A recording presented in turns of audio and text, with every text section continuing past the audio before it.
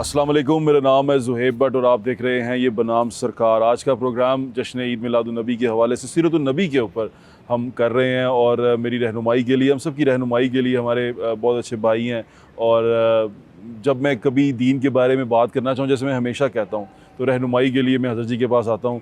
हज़रत डॉक्टर अल्लामा राग़िब नईमी साहब हमारे साथ मौजूद हैं, जो चेयरमैन है इस्लामी नज़रियाती काउंसिल के। अस्सलाम वालेकुम हज़रत जी। वालेकुम अस्सलाम वरहमतुल्लाह। ठीक ठाक है अल्हम्दुलिल्लाह। हज़रत जी, सबसे पहले तो मुझे ये बताएं कि मैं अब दुनिया में फिरता हूँ, लोगों से बात करता हूँ, एक अजीब सी, पहले कभी मैंने बचपन में ऐसा नहीं देखा कि दो राय हो, जश्न ईद मिलादुन्नबी मनाना चाहिए, जश्न ईद मिलादुन्नबी नहीं मनाना चाहिए, जश्न ईद मिलादुन्नबी है या नहीं है, कि हम एक कन्फ्यूजन का शिकार है। अभी यहाँ लिखा हुआ 1500वां सालाना जश्न ईद मिलादुन्नबी मुबारक। जी, 1500 साल। 1500 साल, ये किस कश्मकश में पढ़ते जा रहे हैं हम? ये जैसे जैसे ज़माना क़यामत करीब आना है तो इस तरह के फितने उठते चले जाने हैं और लोगों ने मुख्तलिफ आरा रखनी है। देखिए ना कि क़यामत ने कब आना है, जब दुनिया में एक भी अल्लाह का नाम लेने वाला नहीं होगा। तो इसी तरीके से लोगों ने इस्लाम से अलग अलग होना है, जुदा होना है। और एक वो जो बुज़ुर्गों का रास्ता था और जो हमारे पुरखों का रास्ता था, उसी के अंदर से तमाम चीज़ें बाइफरकेट होती चली जा रही हैं। जो एतराज़ करने वाले हैं वो आहिस्ता आहिस्ता अपनी अपनी टोलियाँ, अपनी अपनी जमातें बनाते चले जा रहे हैं, और वो जो लोग पुरखों के रास्ते के ऊपर चले आ रहे हैं वो अभी भी वैसे ही हैं। अभी भी उनका वही नज़रिया है जो उनके बुज़ुर्गों का नज़रिया था, जो उनके बुज़ुर्गों का नज़रिया था। हत्ता कि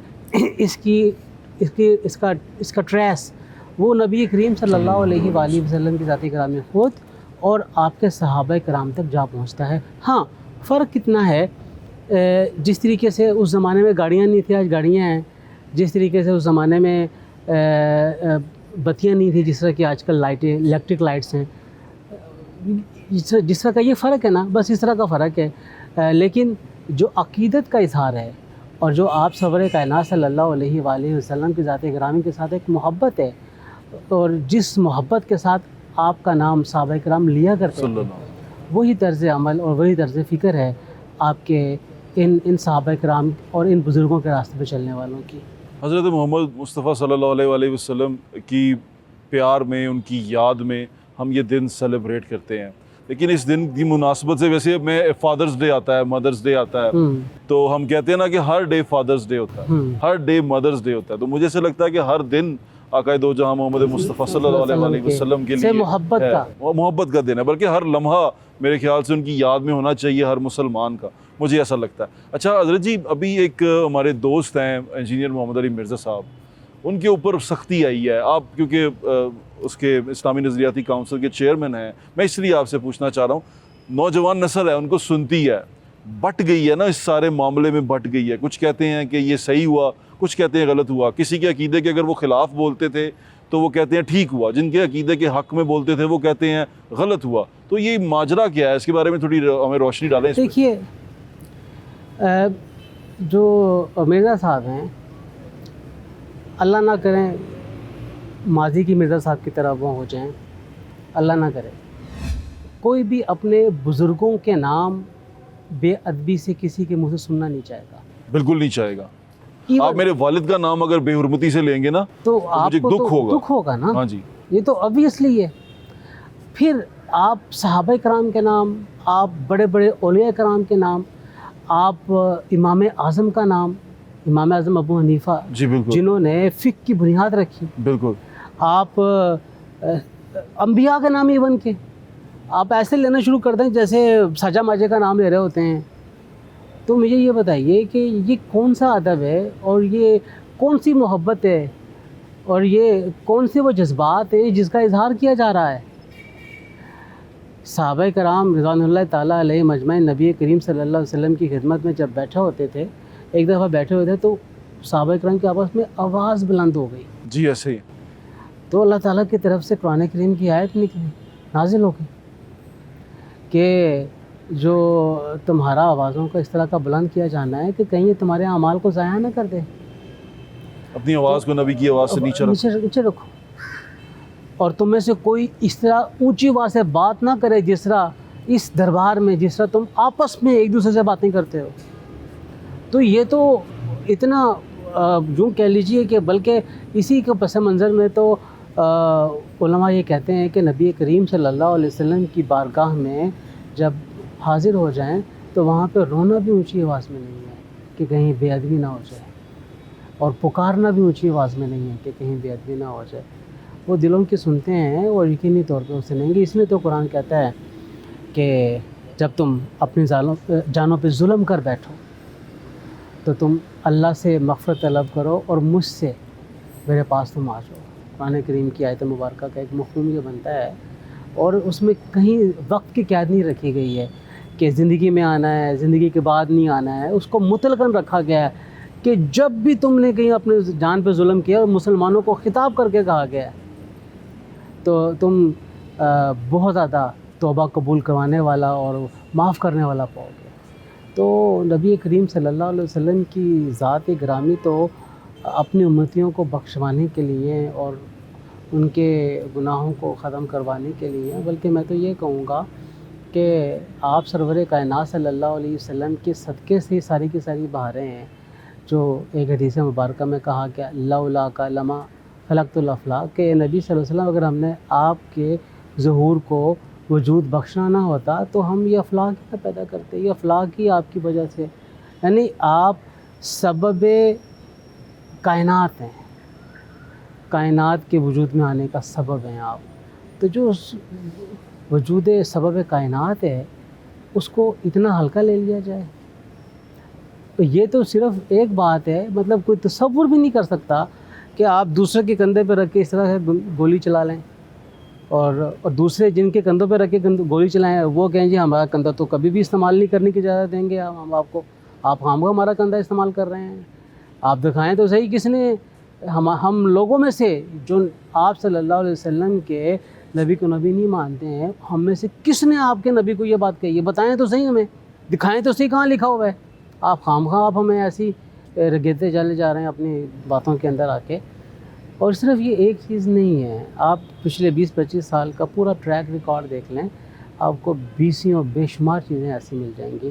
اور اب چونکہ ایک چیز تھوڑی سی اوپن ہوئی ہے، کیونکہ اب تک تو یہ سمجھتے تھے کہ کہیں نہ کہیں سے اشیر بات حاصل ہے، لیکن اب چونکہ اب واضح طور پہ پتہ چلا کہ نہیں کٹہرے کے اندر آ سکتے ہیں، لایا جا سکتا ہے، تو پھر اب جو ادھار کھائے بیٹھے تھے، ادھار رکھے ہوئے تھے، وہ تو اگلی پچھلی تمام چیزیں نکالنے کے چکروں کے اندر ہیں. اسلامی نظریاتی کونسل اس پہ کیا کہتی ہے؟ دیکھیے، اسلامی نظریاتی کونسل فرد واحد کی رائے نہیں ہے. میں اگر کوئی بات پیش کر رہا ہوں، یہ میری ذاتی رائے ہے، وہ پورا کا پورا ایک مجموعہ ہے 20 اراکین کا. لیکن اس پہ بات ہوئی اس ایشو پہ؟ نہیں، صرف ہمارے 3 ماہ کے بعد اجلاسات منعقد ہوتے ہیں. اچھا. ہمارا اجلاس جو ہے وہ آگے آنے والے دنوں میں ہے. تو ہم بہت کم از خود کسی بھی چیز کو نوٹس کے اندر لیں. ہم زیادہ تر ان سوالات کو لے کر چلتے ہیں جن کے اوپر باقاعدہ ہمیں انووک کیا گیا ہوتا ہے، اور ان کا تعلق عمومی طور پہ میٹر آف لا کے ساتھ ہوتا ہے. بالکل ٹھیک ہے. حضرت جی، ایک اور چیز ہے، میں یوٹیوب پہ دیکھتا ہوں چھوٹے چھوٹے ساؤنڈ کلپس آتے ہیں، چھوٹی چھوٹی چیزیں آتی ہیں، دین سے منسوب ہوتی ہیں. کسی عالم کی آواز ہوتی ہے، کسی بولنے والے اوریٹر کی آواز ہوتی ہے، اس میں وہ کچھ چیزیں بیان کر رہا ہوتا ہے، دین کے بارے میں بیان کر رہا ہوتا ہے، آقا دو جہاں محمد مصطفیٰ صلی اللہ علیہ وسلم کی ذات اقدس کے حوالے سے بیان کر رہا ہوتا ہے، ان سے منسوب کوئی حدیث سنا رہا ہوتا ہے، لیکن کبھی ریفرنس نہیں دیتا، کوئی چیز بتاتا نہیں ہے کہ یہ فلاں سے، نہ کہیں نیچے لکھا ہوتا ہے. ہم اسے سن کے شیئر بھی کر دیتے ہیں. یہ کرنا ٹھیک ہے کہ کسی چیز کو اس طرح منسوب کر دینا اور تصدیق اس کی ہونا نہ؟ نبی کریم صلی اللہ علیہ وسلم کی حدیث سے انسان کے جھوٹا ہونے کے لیے اتنا ہی کافی ہے کہ وہ سنی سنائی بات کو ایسے ہی آگے بیان کرتے ہیں. سنی سنائی بات کو ایسے ہی بیان کرتے ہیں بغیر ریفرنس کے. کوئی چیز آئی ہے، مجھے پتہ ہی نہیں ہے، نہ میری تحقیق ہے اس میدان کے اندر، نہ میں اس لیول کا کوئی دین کا جاننے والا ہوں، میں اس کو شیئر پہ شیئر کیے جا رہا ہوں کیونکہ میرے دل کو اچھی لگ گئی ہے، میرے دل کو بھا گئی ہے، میں اس لیے شیئر کر رہا ہوں اسے. تو اس طرح کی جو شیئرنگ ہے یہ بجائے فائدے کے نقصان کا باعث ہے. پھر جب تحقیق نہیں ہے تو پھر کیا کرنا چاہیے؟ اللہ تعالیٰ کلام مجید میں فرماتا ہے کہ اگر کوئی فاسق تمہارے پاس خبر لے کے آئے فتبینوا، تو تم خوب تحقیق کرو اس کی. سوشل میڈیا آج کے وقت کا فاسق ہے. فاسق ہے، بالکل ٹھیک کہہ رہے ہیں آپ. سوشل میڈیا کے اوپر آنے والی کوئی بھی چیز کے بارے میں کلیئرٹی نہیں ہے کہ وہ واقعتاً درست ہے یا غلط ہے، جی بالکل جب تک کہ آپ اس کی ریسرچ نہیں کر لیتے ہیں، یا جب تک کوئی مستند ادارہ اس کو شیئر نہ کر رہا ہو. نہیں، اب فیک نیوز ہے. آپ مستند ادارے کا لیٹر پیڈ بنا کے اس کے اوپر ایک غلط چیز لگا کے آپ اس کو شیئر کر دیں، پڑھنے والا کیا پڑھے گا کہ جناب یہ تو فلاں ادارے کی طرف سے جاری شدہ ہے، حالانکہ وہ غلط ہے. وہ تو ادارہ کہہ دے گا جی میں نے تو جاری نہیں کیا ہے، یہ سب کچھ فیبریکیٹڈ ہے، سب کچھ یہ فوٹو شاپ کے اندر تیار کیا گیا ہے، اس کا تو ہمارے ادارے اور نظریے سے کوئی تعلق ہی نہیں ہے. اس لیے جہاں سے بھی جس کے ریفرنس سے کوئی چیز آ رہی ہے، تحقیق کرنے والے کو چاہیے کہ وہ اس ریفرنس والے سے بات کرے کہ یہ واقعتاً ایسا ہے.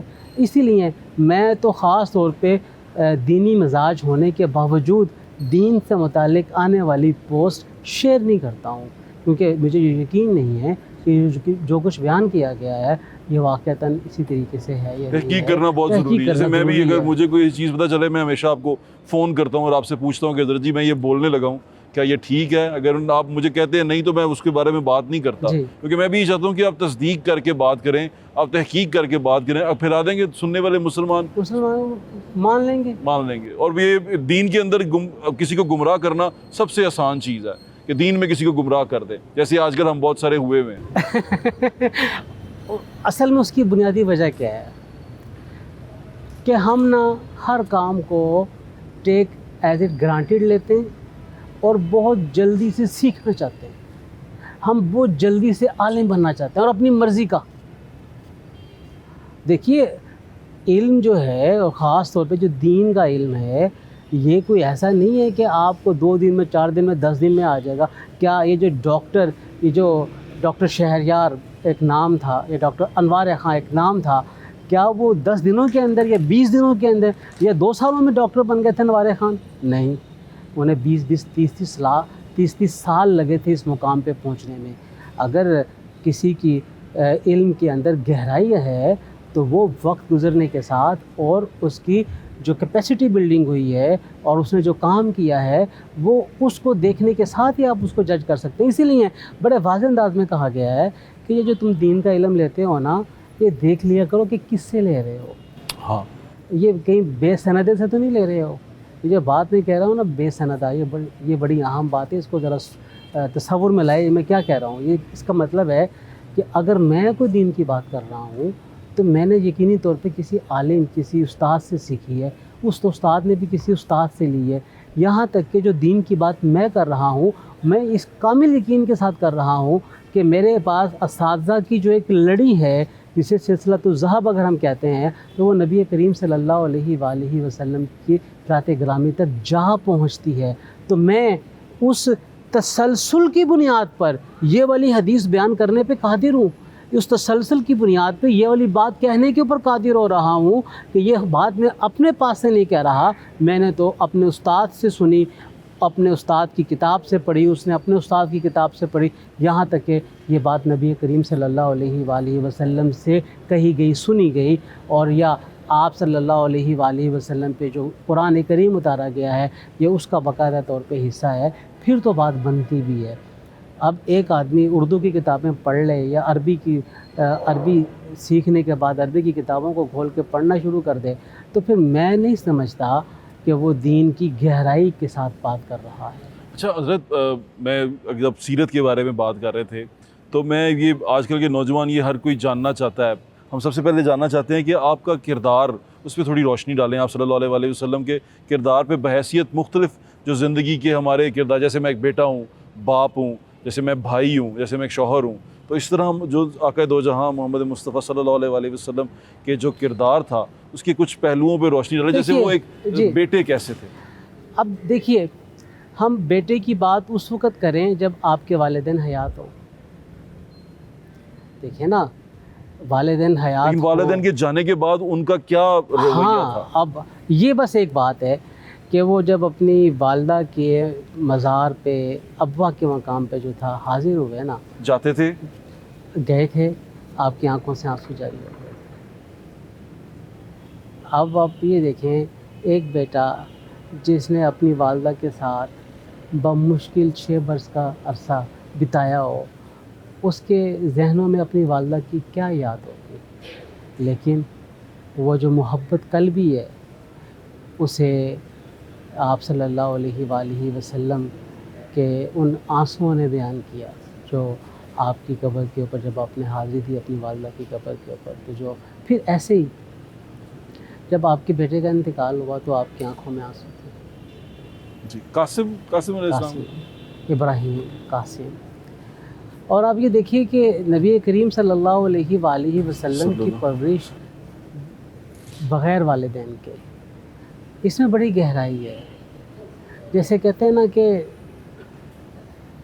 زمانے بھر کا دیکھا گیا، جس نے زمانے کو بڑے قریب سے جا کے دیکھا ہو، اور یہ وہی دیکھ سکتا ہے، وہی اس کا احساس کر سکتا ہے جس کے والدین نہیں ہے۔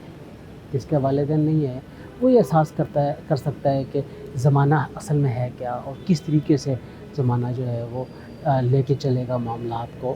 اور آپ نے پھر اس کمی کو اپنے اوپر حاوی نہیں ہونے دیا۔ ہم ہی دیکھتے ہیں والدین نہیں ہوتے بچے خراب ہو جاتے ہیں۔ اور کمال میں کہوں گا آپ کے چچا حضرت ابو طالب کا، کہ جنہوں نے اپنے بھتیجے کی پرورش کی، اور یہ جب بھتیجا جو ہے وہ دائرہ ایمان کے اندر آ گئے، اور یوں کہہ لیجئے کہ انہوں نے ایمان اور اسلام کا باقاعدہ طور پہ اعلان بھی کر دیا، تو اگر موافقت نہیں بھی تھی تو اس کے باوجود ان دونوں کی محبت میں ہمیں کمی نظر نہیں آ رہی۔ بالکل ایسے ہی ہے۔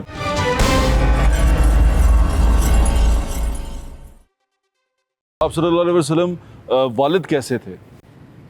آپ سرور کائنات صلی اللہ علیہ وآلہ وسلم کہ اگر باپ ہونے کے عمل کو دیکھنا ہے تو دو حیثیتوں کے اندر ہم اس کو دیکھتے ہیں، ایک اپنے بیٹیوں کے اعتبار سے اور ایک اپنے بیٹیوں کے بچوں کے اعتبار سے۔ جی جی، کیونکہ آپ اس بات کو پسند کرتے تھے کہ حضرت امام حسن اور حضرت امام حسین رضی اللہ تعالی عنہما، یہ جو دونوں کے دونوں شہزادے ہیں، ان کی نسبت کو آپ کے ساتھ جوڑا جائے بواسطہ حضرت فاطمہ، کہ آپ پسند کرتے تھے کہ یعنی نبی کریم صلی اللہ علیہ وآلہ وسلم کو اس بات کی آپ کو تسلی دی گئی کہ آپ کی نسل جو ہے وہ قطع شدہ نہیں ہے، ختم نہیں ہونے والی ہے، آپ کی نسل جو ہے وہ ان دونوں شہزادوں سے چلنی ہے۔ آپ کی نسل کا جو اعتبار کیا جائے گا آگے چل کے وہ حضرت امام حسن اور حضرت امام حسین رضی اللہ تعالی عنہما کی نسل سے کیا جائے گا۔ اور آپ بیٹیاں آتی تھیں تو آپ ان کے لیے کھڑے ہو جاتے ہیں۔ حضرت حلیمہ آپ کی رضائی والدہ، ان کی بیٹی شیمہ جو کہ آپ کی بہن لگتی ہیں، رضائی بہن لگتی ہیں، ایک دفعہ ملنے کے لیے آئیں، آپ کھڑے ہو گئے، ان کے لیے آپ نے چادر زمین پہ بچھائی۔ احترام، خواتین کا احترام۔ اور پھر اپنی بیٹی حضرت فاطمہ کے ساتھ جو آپ کی محبت ہے، لازوال محبت ہے، اور آپ اپنی بیٹی کے ساتھ جس درجے کی محبت کرتے تھے ہم شاید اس درجے کی محبت نہ کر سکیں۔ آپ صلی اللہ علیہ وسلم کا فرمان، خیرکم لأہلہ وانا خیرکم لأہلی، تم میں سے بہترین شخص وہ ہے جو کہ اپنے گھر والوں کے لیے بہترین ہے، اور میں تم سب میں سے زیادہ اپنے گھر والوں کے لیے اچھا ہوں۔ تو جو معیار بنایا گیا ہے نا اچھائی کا، یہ جسے ہم دنیا میں دیکھتے ہیں نا، ہاں بھئی کون کون اچھا ہے، تو اچھا کا معیار جو ہے اس کے گھر والے بتائیں گے کہ یہ اچھا ہے کہ نہیں ہے۔ بالکل ٹھیک کہہ رہے ہیں آپ، کہ گھر والے ہی بتاتے ہیں کہ بندہ اچھا ہے کہ نہیں ہے۔ اچھا حضرت، میں جاننا چاہتا ہوں آپ صلی اللہ علیہ وسلم لیڈر کیسے تھے؟ اللہ اکبر، رہنما کیسے تھے؟ کمال درجے کے، یعنی جس طرح کوئی لیڈر ہونا چاہیے۔ مثال غزوہ خندق کے ایک صحابی ہے، عرض کیا رسول اللہ بھوک بڑی لگی، اپنے پیٹ پہ سے نا کپڑا اٹھا کے دکھایا تو پتھر بندھا ہوا تھا، ایک پتھر بندھا ہوا تھا۔ نبی کریم صلی اللہ علیہ وسلم نے اپنے پیٹ پہ سے کپڑا اٹھا کے دکھایا تو صحابی نے دیکھے کہ دو پتھر بندھے ہوئے۔ آپ صلی اللہ علیہ وسلم کبھی بھی اپنے ساتھیوں کو چھوڑتے نہیں تھے۔ جس طرح ہوتا ہے نا کہ کہیں پر گئے ہیں تو وہاں پہ کچھ پیش کیا گیا تو آپ نے ہمیشہ اپنے ساتھیوں کا صاف خیال رکھا۔ ایک دفعہ ایک صحابی حاضر ہوئے، عرض کیا اے اللہ کے رسول صلی اللہ علیہ وسلم، میں آپ کا کھانا کرنا چاہتا ہوں، آپ میرے گھر پہ تشریف لائیں۔ آپ نے فرمایا عائشہ بھی میرے ساتھ ہوں گی، میں اکیلا نہیں آؤں گا۔ صحابی کہنے لگے نہیں آپ اکیلے آئیں۔ پھر آپ نے فرمایا نہیں عائشہ بھی ساتھ ہوں۔ صحابی کہنے لگے نہیں آپ اکیلے آئیں۔ آپ نے فرمایا عائشہ بھی ساتھ ہوگی۔ آپ نے کہا انہوں نے کہا، صحابی نے کہا کہ ٹھیک ہے آپ لے آئیے۔ ایک دفعہ ایک صحابی نے آپ کو کھانے پہ بلایا، آپ کھانے پہ چلے گئے، آپ کے ساتھ ساتھ 2-3 صحابی اور بھی اٹھ کے آپ کے ساتھ ساتھ ہو لیے کہ جا رہے ہیں تو ان کے پیچھے چلتے ہیں۔ اس گھر پہ پہنچے نا تو آپ نے فرمایا کہ بلایا تو تم نے مجھے تھا، میں آیا ہوں، یہ میرے ساتھ ویسے ہی اٹھ کے آ گئے ہیں، تمہاری مرضی ہے تو انہیں شامل کر لو، تمہاری مرضی ہے تو انہیں چھوڑ دو۔ اب یہ دیکھیں گے کتنی بڑی بات ہے۔ اچھا، ایک صحابی آئے، ان کے کپڑوں پہ اور ہاتھوں پہ نا کچھ زرد رنگ لگا ہوا تھا، زعفران لگا ہوا تھا۔ عموماً اس وقت زعفران وہ شخص لگاتا تھا جو شادی کرتا تھا۔ تو وہ صحابی آئے، آپ نے دیکھا زعفران لگا ہوا ہے تو آپ نے اس سے پوچھا شادی رچائی ہے؟ انہوں نے عرض کیا یا اللہ کے حبیب ہاں ایسے ہی ہے۔ آپ نے یہ نہیں فرمایا میں نے کیوں نہیں بلایا تو ہوتا ہی ہے نا، مطلب جس طرح ہمارے معاشرے میں ہے جہاں کہیں دوست جاری ہوتی ہے اور ناراض ہو جاتے ہیں اس بات کے اوپر، شادی تو نے کی مجھے کیوں نہیں بلایا؟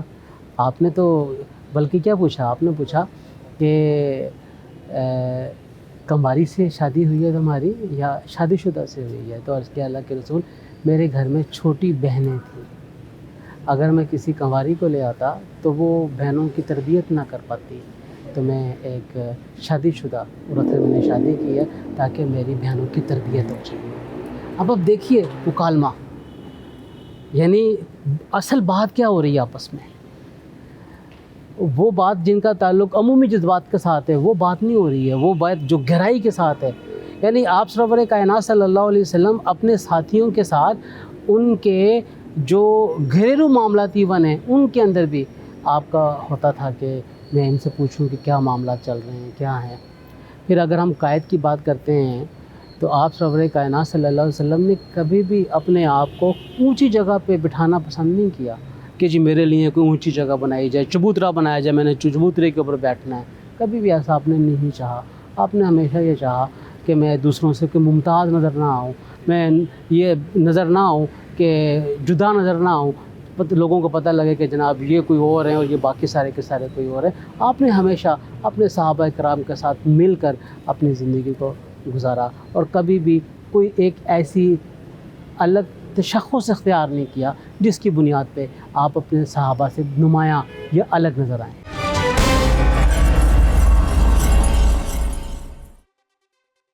حضرت میں کہیں پڑھ رہا تھا کہ ادب پہلا زینہ ہے محبت کے قرینوں میں، تو ادب کی جب بات ہوتی ہے اور جب ہم اسی طرح یہ لوگوں کو سنتے ہیں دین کی تبلیغ کرتے ہوئے، بات کرتے ہوئے، ان کے لہجوں میں کرختگی نظر آتی ہے، ان کے لہجوں میں ایک عجیب سی چیز نظر آتی ہے، جیسے اس میں کہ کہنا چاہ رہے ہوں کہ ہم سے زیادہ علم یا دین کوئی نہیں سمجھتا، کوئی نہیں جانتا۔ ایسے لوگوں کو سن کے پھر جو دین کی طرف نہیں بھی ہوتے وہ بھی سوچتے ہیں کہ یہ کس طرح کا پرچار کیا جا رہا ہے۔ ایسے لوگوں کے بارے میں آپ کیا کہیں گے؟ کیونکہ ہمارا جو دین ہے، ہم نے جو سنا ہے، جو ہمارے نبی صلی اللہ علیہ وسلم نے جو جس طرح تبلیغ کی، جس طرح پیغام پھیلایا، انہوں نے اپنے کردار سے یہ دین کا پیغام دیا۔ دیکھیے دین تو نرمی پیدا کرتا ہے انسان کے وجود میں،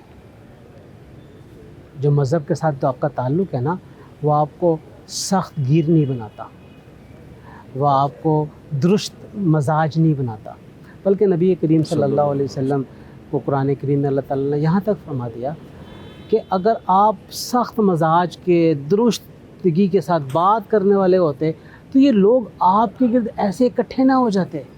جو لوگ آپ کے گرد اکٹھے ہوئے ہیں نا، یہ آپ کی اسی رفق نرمی کی وجہ سے اکٹھے ہوئے ہیں، جو آپ کی آواز میں، آپ کی بول چال میں، لوگوں کے ساتھ برتاؤ میں، رویے میں، لوگوں کے ساتھ ہمدردی کے اظہار میں، لوگوں کے معاملات کو دیکھنے کے انداز میں جو نرمی کا پہلو ہے، وہی نرمی کا پہلو تو آپ کی کامیابی کا باعث بنا ہے کہ لوگ آپ کے گرد اکٹھے ہوئے ہیں۔ تو یہ تو آج کے لیے جو دین کے پرچارک ہیں ان کے سامنے تو سیرت نبی صلی اللہ علیہ وآلہ وسلم سے بڑھ کے تو کچھ چیز ہونی ہی نہیں چاہیے. کچھ بھی اور اس کے علاوہ ہم جائیں کہاں پہ؟ بالکل ہم کیسے آپ کی سیرت کو چھوڑ کے ترش لہجے کے اندر اوئے توئے کرنے والے اور دوسروں کے بڑوں کے اوپر تبرہ بھیجنے والے بن جائیں؟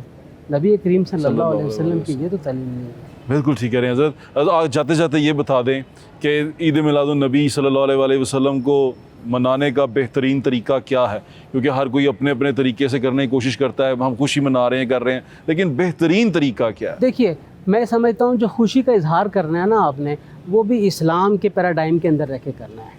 کوئی چیز ایسی نہیں کرنی جو کہ ابو اسلام ہو, اسلام کے بنیادی اصولوں سے تصادم رکھتی ہو.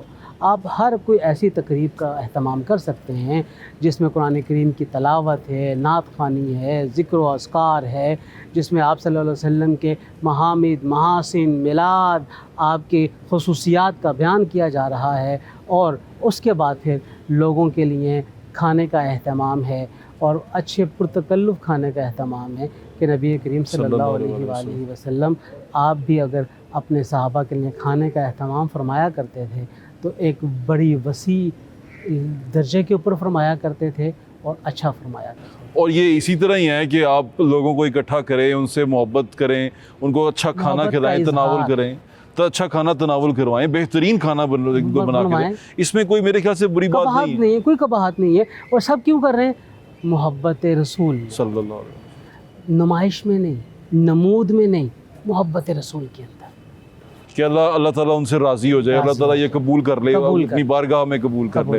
اچھا حضرت, صحابہ کرام رضوان اللہ تعالیٰ علیہم اجمعین اپنے بچوں کو نبی کریم صلی اللہ علیہ وسلم کے پیدائش کے قصے سنایا کرتے تھے کہ آپ کس طرح پیدا ہوئے, آپ کس خاندان میں پیدا ہوئے, آپ کس اعلیٰ پائے خاندان سے تعلق رکھنے والے تھے, اور آپ سرور کائنات صلی اللہ علیہ وسلم جب پیدا ہوئے تو دنیا کی کیفیت کیا تھی اور کیا کیفیت کیسی ہو گئی. یہ سب صحابہ کرام اپنے بچوں کے ساتھ اس کو شیئر کیا کرتے تھے. اور میں سمجھتا ہوں آج جو کمی ہے, ہمارے مسلمان ہونے میں کمی نہیں ہے, ہم مسلمان ہیں, اول درجے کے مضبوط مسلمان ہیں, کمی صرف سیرت نبی صلی اللہ علیہ وآلہ وسلم پہ عمل نہ کرنے کی ہے. بالکل ٹھیک ہے. تو آپ کے وقت کا بہت بہت شکریہ, آپ نے آج ہمیں یہ وقت دیا, اور میں یقین کرتا ہوں آپ کو یہ شو پسند آیا ہوگا, آپ کو بہت کچھ سیکھنے کو ملا ہوگا. میری درخواست یہی ہے کہ محبت جو ہے وہ سب سے اچھی چیز ہے, اور وہی دین اسلام کا بنیادی پیغام ہے. محبت کیا کریں, لوگوں سے محبت لوگوں میں بانٹا کریں, یہی سب سے بڑی چیز ہے, اور یہ اللہ تعالیٰ کو پسند ہے. اپنا خیال رکھیں,